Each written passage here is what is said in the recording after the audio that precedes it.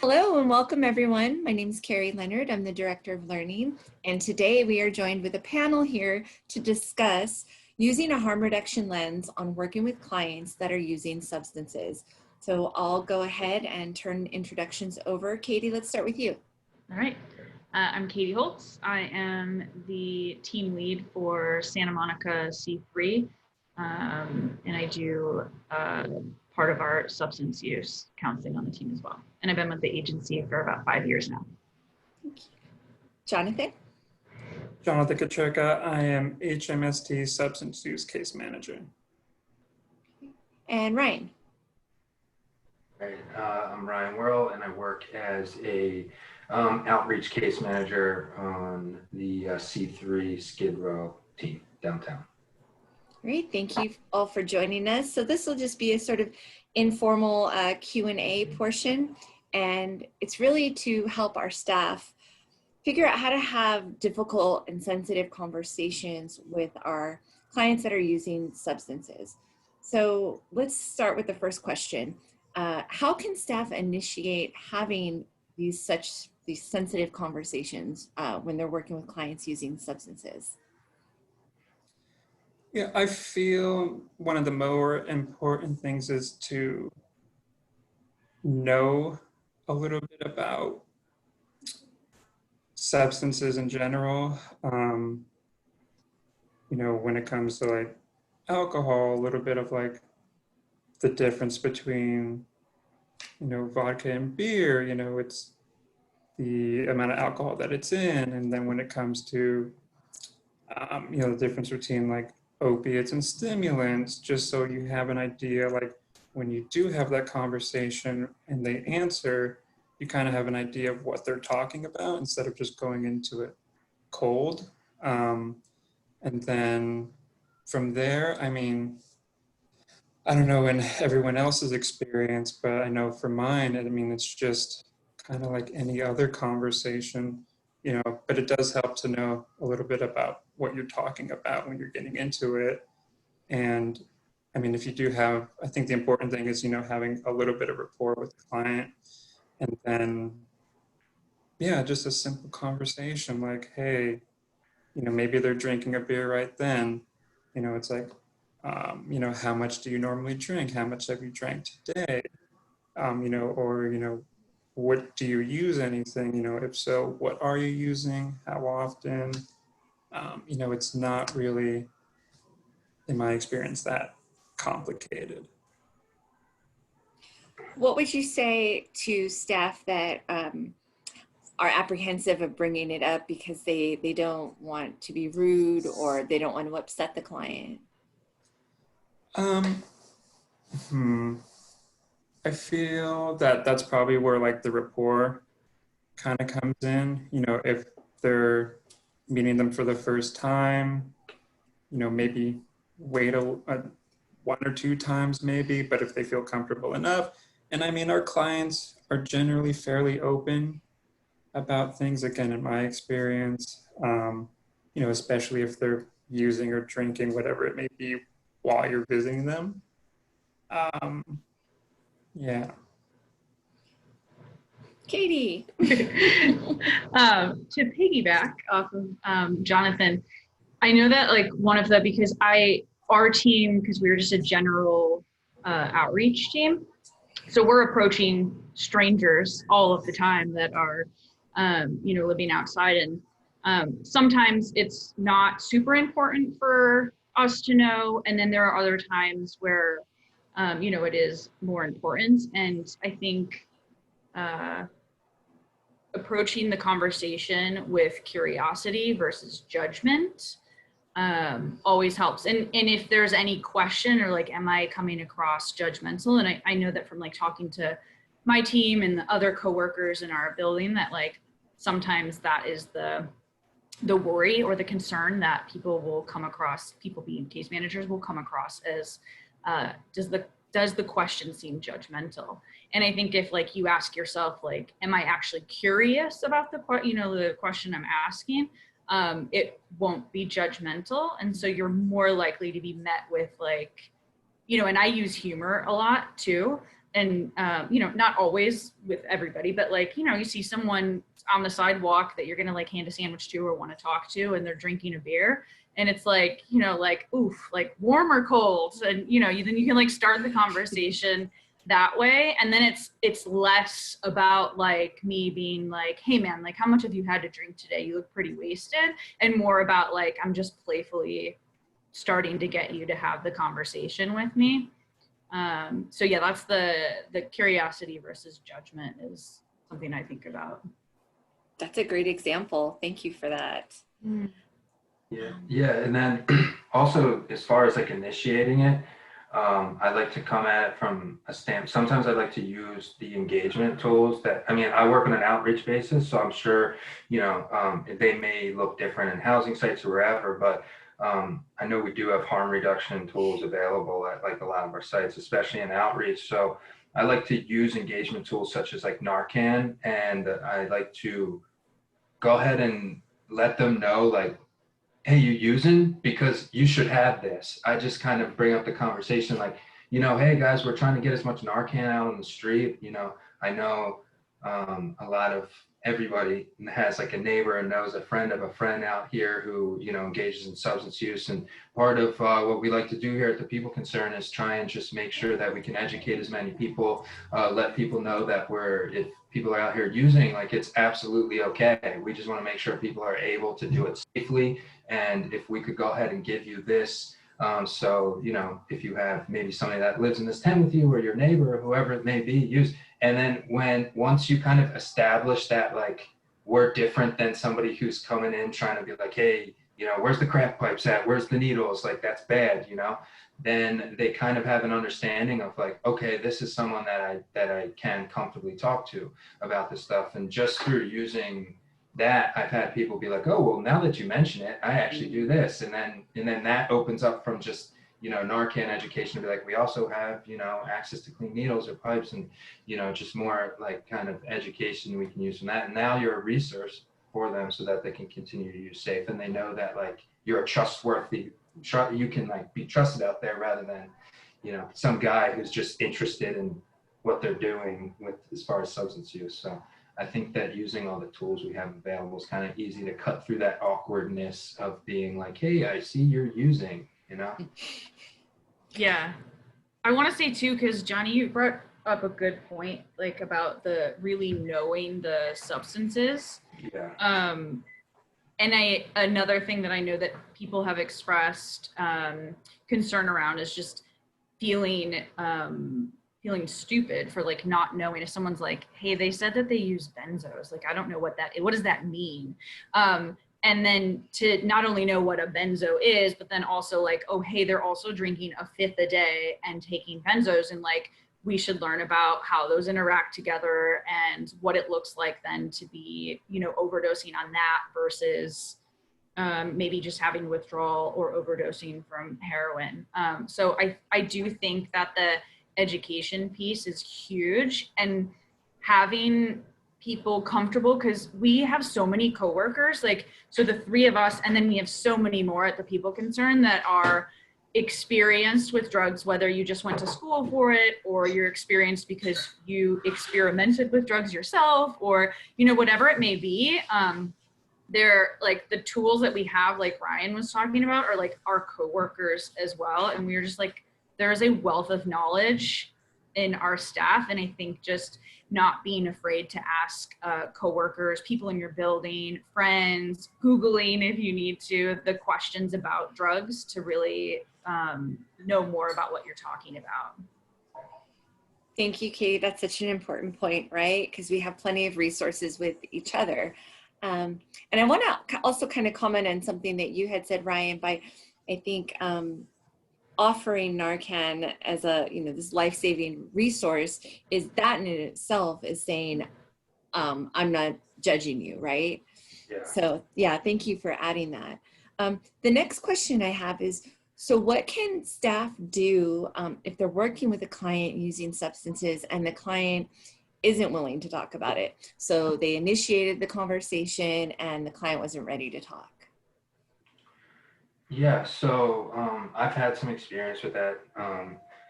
down here. And I think it's important to realize that a lot of the individuals we work with, there's, you know, very valid reasons why they don't trust, you know, someone in the healthcare system or from previous shelter experiences, or kind of, as we were talking before we came on here, you know, I come from a background where, from like an abstinence-based facility, and a lot of these individuals' experiences with getting help for substances, you know, that was their first experience, was an abstinence-based kind of like shaming if you were to relapse or something like that. And that's not really what we have as a harm reduction policy. So it does happen quite often that someone, for whatever reason, shame, whatever it is, doesn't want to, you know, kind of just dive right into discussing their substance use. So I think in those situations, it's really important to just keep plugging away and kind of just in these conversations that come up, like if we're doing like a CES assessment, we're doing a goal plan with somebody, there's going to be sections in there that discuss substance use. And when it comes up, if it's uncomfortable for the person, it's always just an opportunity to like remind people, like, so just so you do know, you know, we're a harm reduction facility, and, you know, if there ever is anything you need in regards to, you know, using safely, clean pipes, needles, if you would like to get linked into a mental health service, like anything that comes up with this, or if you know anybody, like we have resources available for that. And it's just been my experience too that a lot of neighbors or friends of friends will work with either myself or other members of the people concerned. And over time, they'll see some people, you know, they'll hear stories of someone use Narcan and someone on their block's life got saved, or someone was able to, you know, check into a treatment center and get on a methadone program and move inside. And as long as we're there and we keep a consistent presence, and again, we don't come from a place of like we're shaming anyone, we're just here to help, that it's worked. And just recently I had someone who I was working with, the guy next door, she would always tell me, you need to help, because she knew I was a substance use counselor. She'd be like, you need to help him, you need to help him. And anytime I would kind of like engage him on the subject, he would just deny all use. And she would always be like, no, trust me, like he needs help, he's using. So long story short, like we made sure to get Narcan out to that whole block. We were able to use the Warm Line, which is a great resource we have down here to get some people on Suboxone in the area. We're really big on like pill and pocket Suboxone, so a lot of people that are using it there, we try and get that. And again, I just kept plugging away, and actually just recently he came up to me and was just like, after like months of just never want to talk about it, he's like, hey Ryan, could you get me some of those strips some of the people on the street had? And I was like, yes. You know what I mean? So it's just like, you know, sometimes you're gonna, like, it's still a success that you are providing the education and that you keep plugging away and that you're like consistent with that client and the other clients you work with. And hopefully, you know, one day they just come around and they just realize like, okay, this is somebody I can trust to talk to about this. I love that story, Ryan. Thank you. Mm-hmm. I mean, that's such an incredible story. And part of the reason why this job is so amazing, that you get to work with somebody for long enough to see them come around and be like, oh yeah, I do want the Suboxone.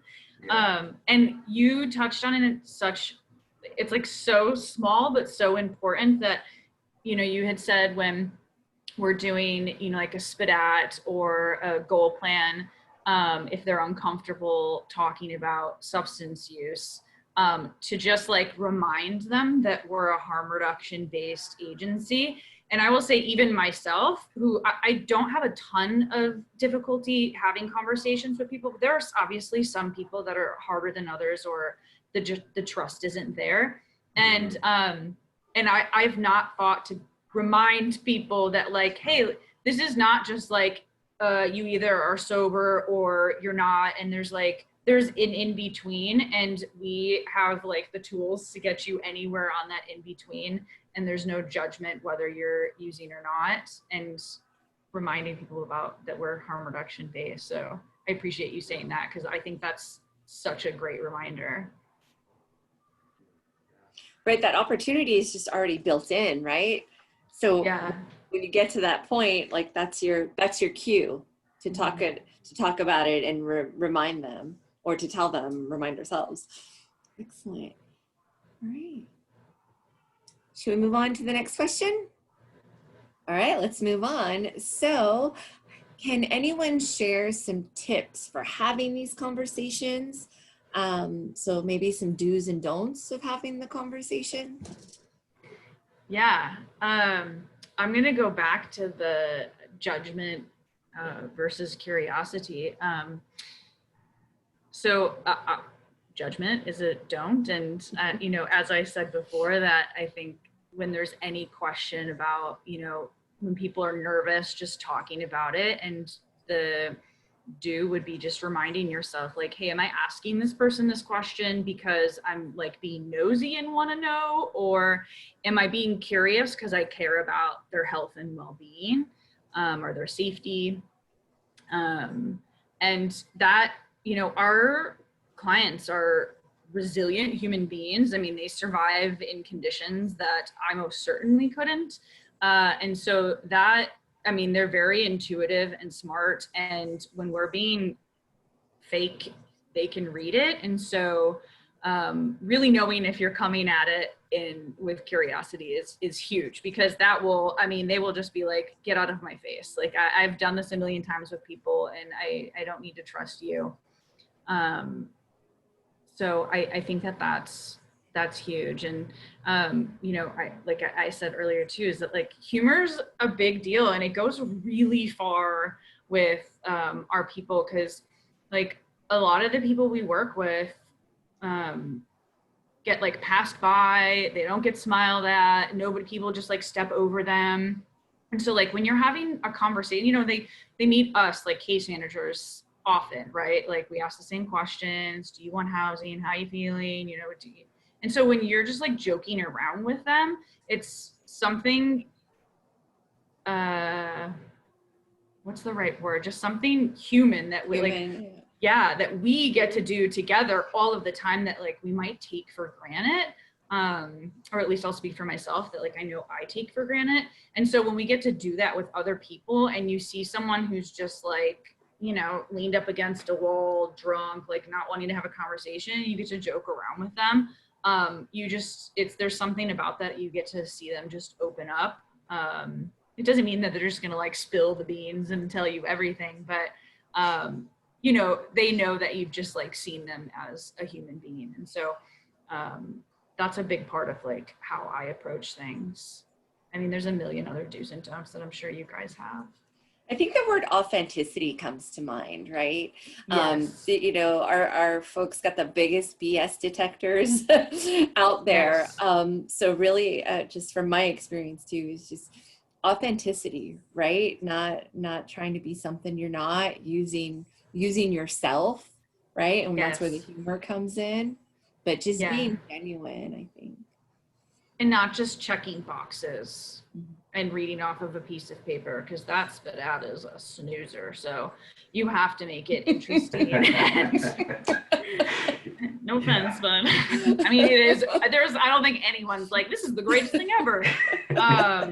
It's boring, and you have to like make it your own. I think in particular, individuals who use substances really can have that ability to sniff out BS, like more so than like any other population I've worked with, it seems like too. You know, I think it's really important. I know Jonathan mentioned earlier about just building that rapport. I think like finding, like you said, like you being able to use humor, being educated yourself, so you can come from a place of like, you know, like clearly I'm here, I'm speaking in a way where I'm educated on it, I'm professional, I'm a case manager, but also like I'm speaking to you very human, like, and you know, I think it's just like having that sometimes, like you said, sometimes people do end up just being like, oh, and do just spill the beans when they're finally talked to like that, you know, like. And I think also the language going into it too, if you see someone using opiates, for example, rather than just being like, hey, I see you using opiates, do you know about Suboxone? It's like almost to them, that's like, this person's judging me and trying to get me sober, or trying to get me to do this thing, you know, but if you go into it and you're like, hey, you know, I see you're using opiates. Have you ever tried using Suboxone before? Are you familiar with it? And then when you talk to them in a way where it's not like you should stop using opiates and use Suboxone now, but something that I'll say is like, you know, how useful would it be for those days where, you know, you might run out of money, you know, you might be sick, your guy you usually get it from might not be around. Like, what if we just had something in our pocket for those days, so that we could help us not be sick and then if you want to use again afterwards, you can, but looking at it from that and the language we use, and then also realizing that harm reduction is more than just like reducing the physical harm, because if you're able to have that conversation and potentially get the Suboxone in someone's pocket, then there's also harm reduction that could be that person might have to go commit a crime to get the next one or whatever. And that's something that like I'll talk to people about and they'll feel really comfortable about. It'll make sense to them like that too. Like, yeah, being sick sucks, you know, having to go rob the corner store sucks, you know, like I get it. And like, you know, like kind of like weaving some humor into those moments with them is something that's really effective for myself as well. Thank you, Ryan. Yeah, and you're humanizing their experience, right? Mm-hmm. And not criminalizing it. So yeah, that's great. Right. Any other do's and don'ts on having the conversations? Is there something perhaps that you see other people doing that you wouldn't recommend? Of course, it's anonymous, but have you witnessed some interactions like, oh, I don't know if I would have said that way. You know, what's some things not to do? I feel like if they don't want to talk about it, you know, don't push the subject. Okay. Yeah. Mm-hmm. And then, yeah, again, like Ryan and Katie have mentioned, just that humor, being able to bring that energy, that space of comfort, like really does make that difference. All right. So say you're a staff member with no sense of humor. What do you what do you do? You know, I thought of that when I was saying humor. I was like, but what if people, because let's be honest, that there are people that will admit that they're even a little socially awkward too, but they love, you know, they're really smart and have a degree in social work and, or whatever it may be. And that they're not gonna use humor because it's just not in their toolbox, and that's totally okay too. You know, I think we've all said it that, and Carrie, you said it, the authenticity, just, you know, those people are fully capable of being authentic, and that doesn't, you know, that looks so different for everybody. And so I think that's it. Like that is just like with us, like when we're interacting with people, right? Like our clients are no different. They're us only on the street. And so it's like, I don't want someone BSing with me or telling me what they think I want to hear. That's the other thing, is like clients are often like saying thank you for being honest about something, or so again, back to the authenticity. So people without humor, don't worry, you just need to be authentic. Katie, that's such a brilliant point about you know, people just like us, right? You would talk to them like you would talk to other human beings, right? It's no different. I think that's such an important point to really hit home. I oftentimes talk about language and the importance of the language we use. And, you know, when we call people high functioning or low functioning, like I wouldn't want to be called high functioning or low functioning, even if I am having a bad day. So the language and the way we talk, yeah, that's a good point. Thank you. Ryan, were you going to, oh, sorry. Oh, no. Yeah, I was going to just say too, like we were talking about other tools that, you know, kind of finding your thing. Also, I wanted to just say it's okay if you are like still like a little bit like, oh, I don't have, you know, extensive knowledge on the ins and outs of the substances themselves. Like we said, these individuals are very good of being able to sense in I'm going to blank on this word, authenticity. That's a hard one to pronounce. But yes, so I think sometimes it's a really powerful thing if you're out there and you get kind of jammed up by some question or you're unfamiliar with it. It's okay to just be like, to be honest with you, I'm really not sure. You know, so if somebody's talking to somebody and they're using some, you know, substance that you may have never heard about before, like it's okay to say that. And sometimes that can be a really powerful thing for the client too.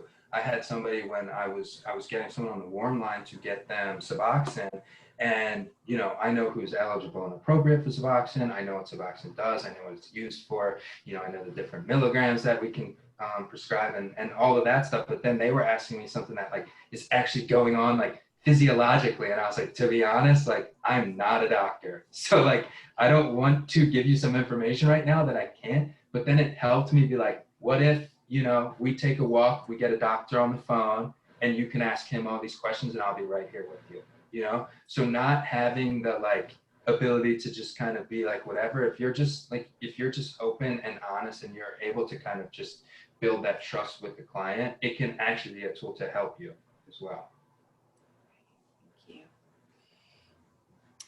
Katie, were you going to say something before?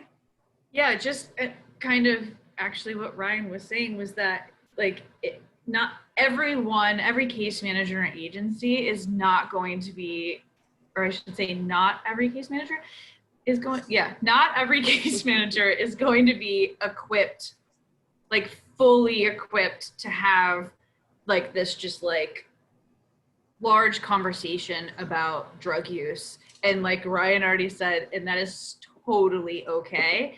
And I will say again to like really lean on your coworkers when you don't know something, because we've all been in a place in this job where we haven't known something. And it could be something about housing, something about the SPDAT, something about drugs, you know, no matter what it is, we've had questions. And that's really what makes us better case managers too, is just like asking.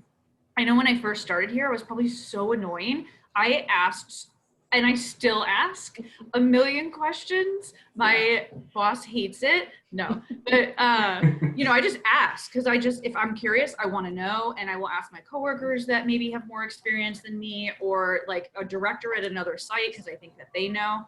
And so the same with substance use. Like the reality is we have to know something. If you're working at this agency, you've got to know something about substance use, because I mean, the numbers reported have to be underreported. Let's face it, that a very large amount of our population uses substances. And so the more we know, the more conversations we're able to have. And so just there's no shame in asking any question. And it could be, you know, as silly as it is. Like I used to drink a lot, and I had to even ask the other day, like, oh yeah, what size is this, you know, like measuring it, and like Jonathan had to be like, oh, that's a fifth, and I'm like, oh, right, because you know, like I forget, or I don't know, I just drank it. So but like those are important things to know when you're asking a client how much are you drinking, and they say 3/5 a day, and you're like, oh sure, okay, I'm gonna write that down. And then but really that should be like yeah, I don't know, I'm going off on a tangent now, so I'll stop. No, super helpful. Lean on your coworkers. Super helpful.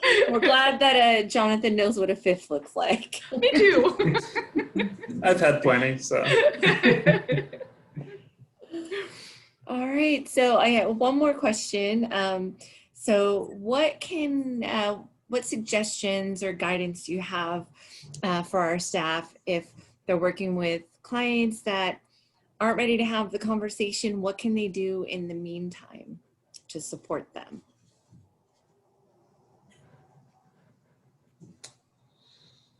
Was this me? Am I taking the lead on this one?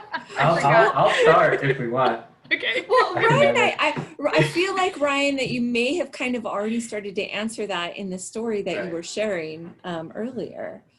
Yeah. I was going to say, in that regard, especially working in outreach, I think I like to look at it. I use like sports references for everything, so I apologize. But like I look at it like as a case manager, especially in outreach, I kind of look at it like you're like the point guard, right? Like you have it. I don't know what a point guard is. I'm sorry. It's the person who passes it. He's not shooting a lot. He's like the he has the Oh, and he's putting it where it needs to be, right? Okay. Okay. Thank you for Even that. though my background is a substance use counselor, like I'm not out there. It's like I'm a substance use counselor. Like I'm trying to get people linked into all the correct services. So the way that I look at it as sometimes if somebody isn't willing to kind of sit there and talk about that, like one thing I can do is I can make sure that their physical health is taken care of. So I can bring a nurse out and a nurse. And sometimes people might be a little bit more comfortable talking to a doctor or a nurse. Sometimes they might be less comfortable, and that's where we come in. But like if we can get them linked into physical health, and then another thing, obviously, an important part is mental health, because we all know if somebody's using substances, there's something underneath there as to why they're using substances in the first place.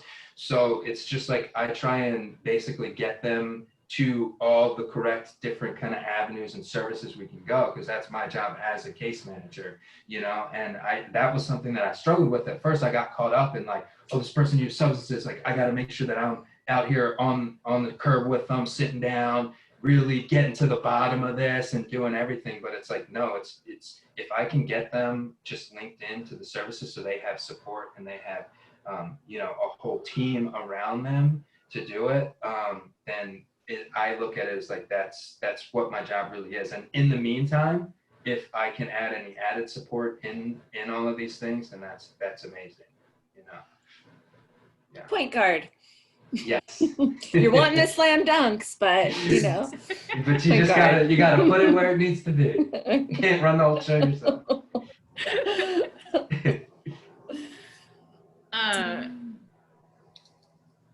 I've been talking a lot.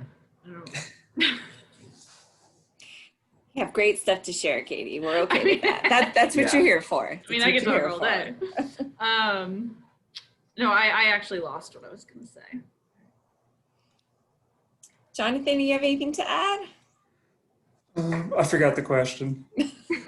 What can you do in the meantime? If you're working with someone that isn't ready to delve into that sensitive conversation, how can you still support them? Just show up. Yeah. Be present. Yeah. I've had a client who hasn't wanted to talk to me about any of his substance use for close to 2 years. And, you know, I just show up, talk about whatever else. And within the last like couple months, he's started to want to talk about it. Wow. So just that rapport building, that showing up, being present, it works. So 2 years is a long time. So what do you do to, you know, not personalize that, or, you know, feel frustrated or feel like you're going nowhere when, gosh, it's, you know, it's been 2 years. This client's still using substances and perhaps it's starting to do harm. Perhaps it's not. But I mean, as, you know, as a provider, what do you do in that 2 years to keep that patience and to keep at it? I mean, I think, yeah, knowing not to take it personally certainly helps. And then again, knowing a little bit more about like substance use, how it works, you know, the stages of change, things like that is always a good reminder. I kind of remembered. So along with what both Jonathan and Ryan were talking about, so just like the showing up and the connecting to resources, like substance use isn't, there's this, is the word misconception that people have to be sober before they can get anything done. Like I even, you know, I guess that's a thing, like I hear people say that is like a big don't, right? Is that just like, oh, they're not ready because they're drinking too much. And it's like, no, like if we're showing up for them and they're showing up for them as well, right? Like we can take them, they can be drunk, we can take them to GR a little intoxicated as long as they're not, you know, throwing punches. But so like getting them connected to the other resources is huge, because like both everyone has already said that, like, 2 years for Jonathan, and yeah, same thing. Like, I've worked with people for multiple years, and they finally just one day are like, right, I can actually trust you now. So like, what's that thing that you were telling me about, and whether it's Suboxone or it's treatment, or it's like, I actually do want to be indoors, and then they get comfortable and they want to stop or slow down or wherever they want to be on the harm reduction, line there. Yeah, showing up, connecting. Something you said, Katie, I think is really important about not making services or help conditional, right? So, oh, they're not ready, they need to be sober, or they need to, decrease before we're able to connect them to this or that resource. So, so being persistent and keep being the point guard, keep linking them to resources, and not making it conditional on their usage, right? Yeah. All right. Well, that's all of the questions I have. I really want to thank you all for being here. Thanks for having a good time and sharing your expertise and your wisdom. And for those of you watching, we do have a harm reduction task force. So you are always welcome to be a part of and join. So you can look at the Harm Reduction Task Force SharePoint page for more information. That's my little plug. Other than that, it's been swell. Have a good day, you guys. Thank you. Bye.